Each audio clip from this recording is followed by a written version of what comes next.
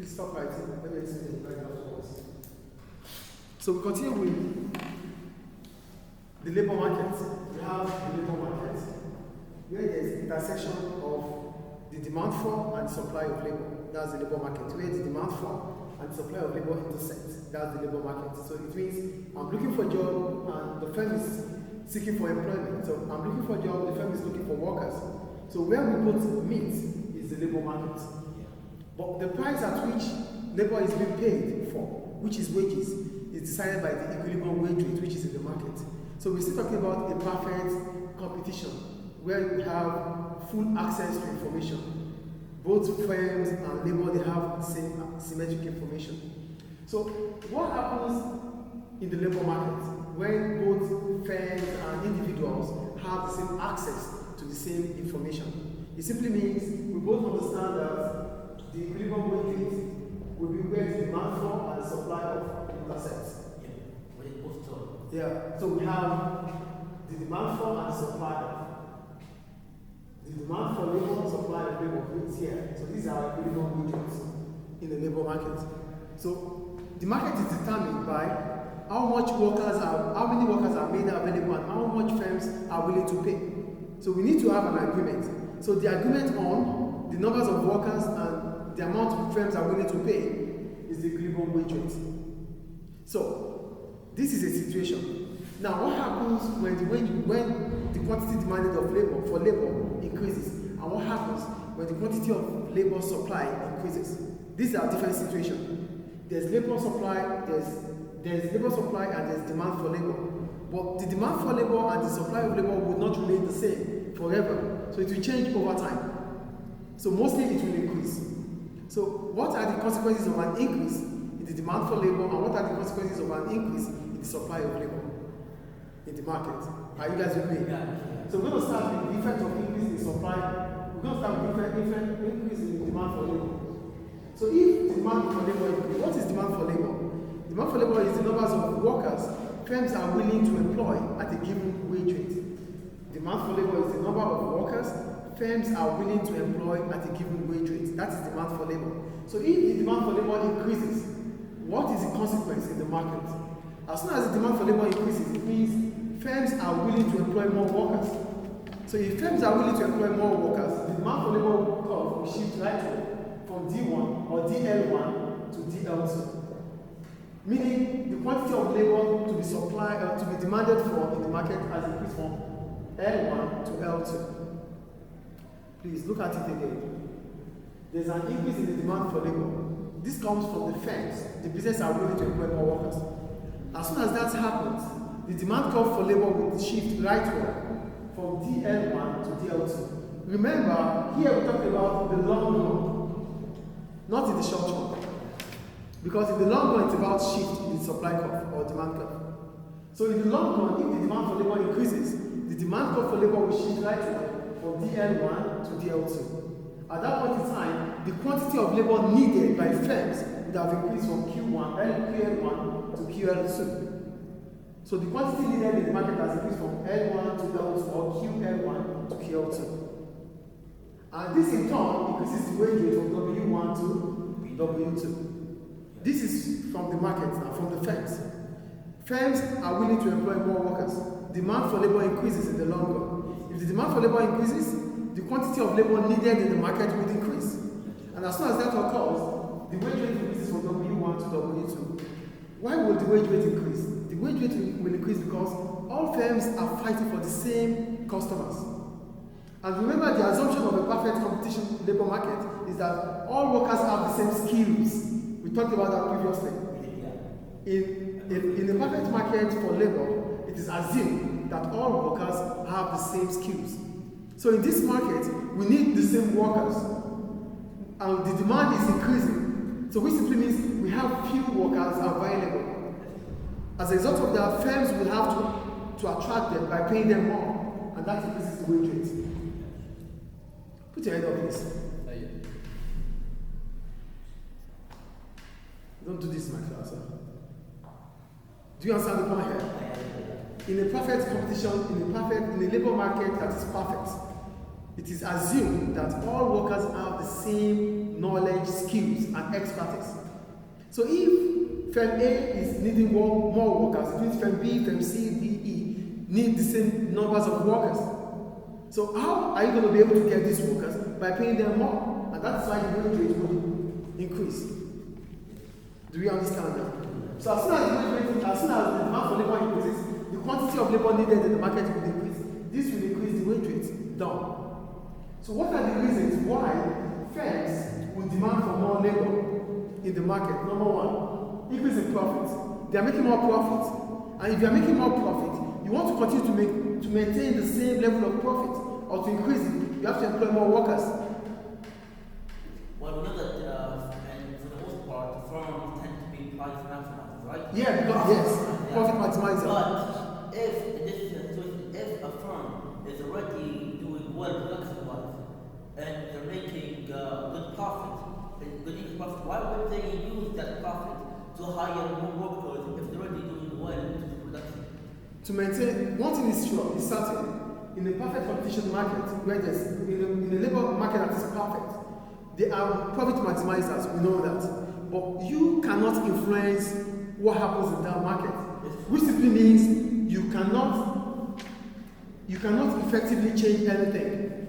So for the market to continue to remain competitive.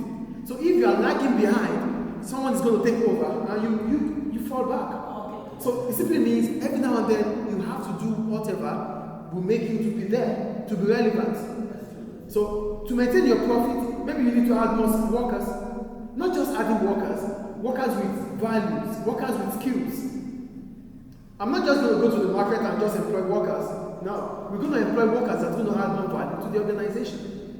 So even if you are making profit, you don't want to relax because other firms are coming. You are competing with the same customers. The same workers are available. So if you're not doing well, others will do well and take you off the market. So any firm that is making profits would want to ensure that it's able to maintain the profit. And that might increase the numbers of workers needed. 2, increase in demand for goods and services. Remember, demand for labor is a derived demand. A derived demand. Which simply means we don't employ workers for working for their own sake. We don't employ them because we love them or because they are our family. No. We employ them because they will be useful. So if the demand for goods are increasing, the demand for labor will increase. Which simply means we don't employ workers for the fact that for the sake of employing them. No. We're not going to employ you to sit idle and get you paid. No. We employ you because there is a service you have to render. So that's another reason why the demand for labor will increase. The third one, high cost of machinery. Remember, capital is a substitute to labor.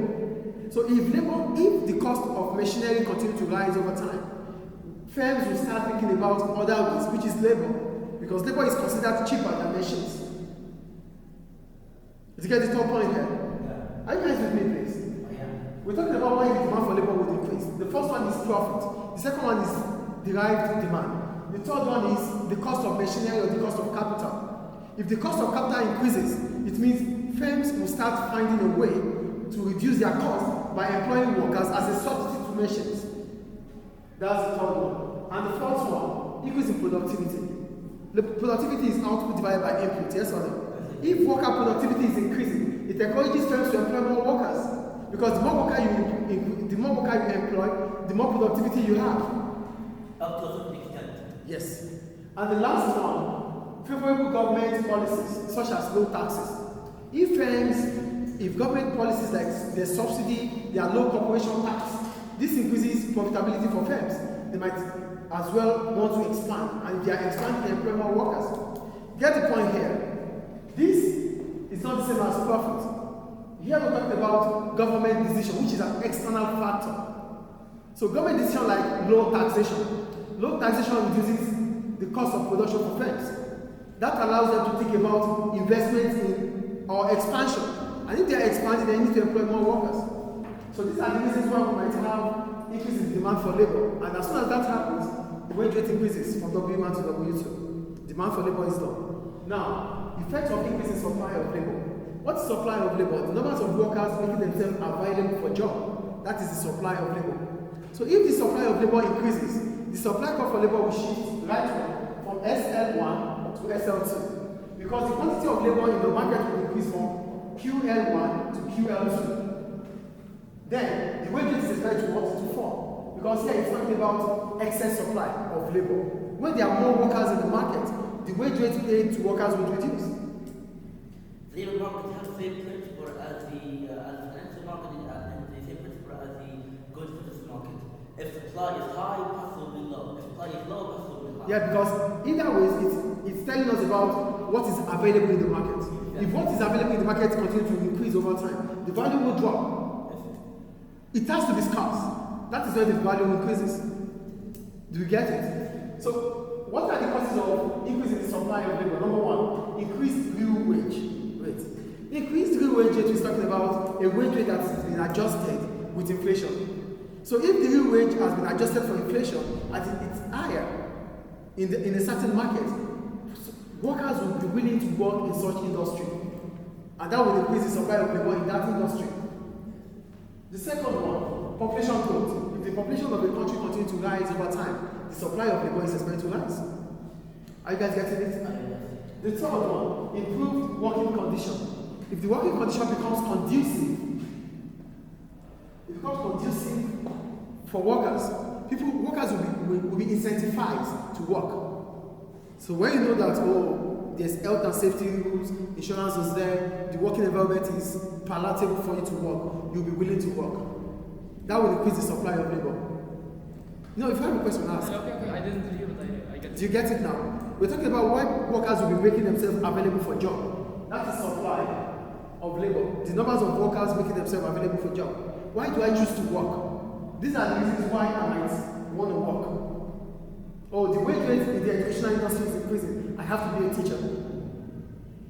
Population is increasing. We have a lot of people in the country. How do we make money? We need to work. Improved working condition. The environment is conducive. The oil sector, the environment in the oil sector is conducive. I have to work in the oil sector.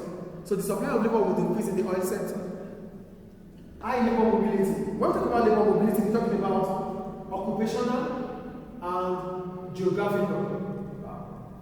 So for labor mobility, we're talking about occupational mobility and geographical mobility of labor. For occupational mobility of labor, we're talking about the flexibility of workers to be able to switch from one job to another. And for geographical mobility of labor, we're simply talking about how it's easy for workers to move from one location to another for job.